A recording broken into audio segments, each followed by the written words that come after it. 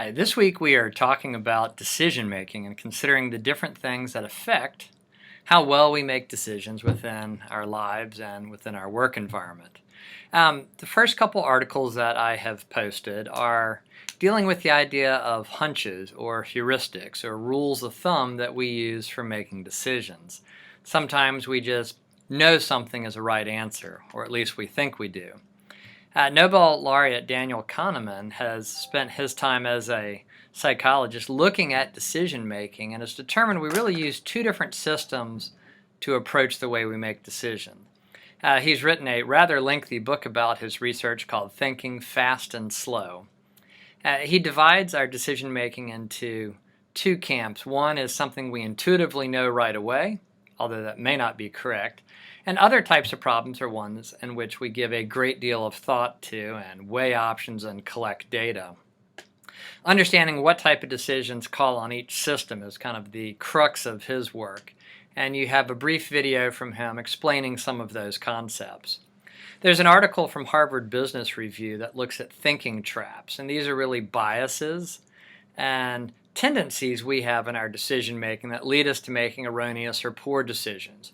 Raising our awareness of these issues is important in helping us be better decision makers.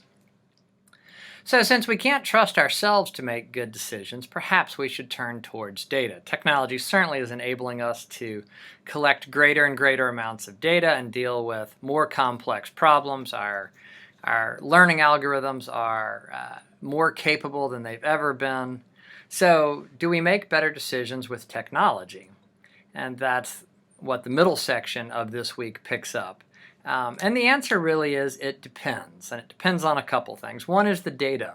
How good is the data we have?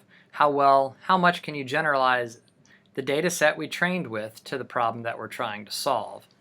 The second aspect we'd look at is the problem and how appropriate is the problem for a analytical decision-making tool. And it really depends on the repeatability and the predictability of the problem.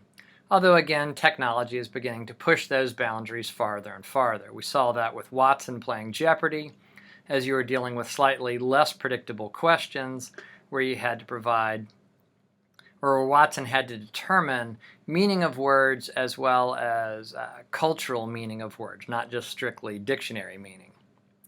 And so as we look at the problems that we use, that brings us to the last section of this week, which is really understanding the way in which we, or employees we're working with, approach a problem.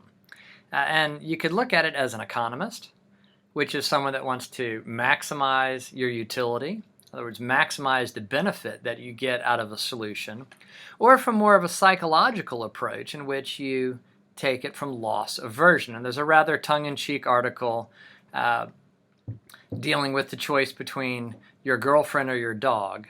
And then Cat Stevens provides a musical answer to that question. Our assignments this week, there are two. The first one is a dialogue where we're really understanding what helps us make the best decisions.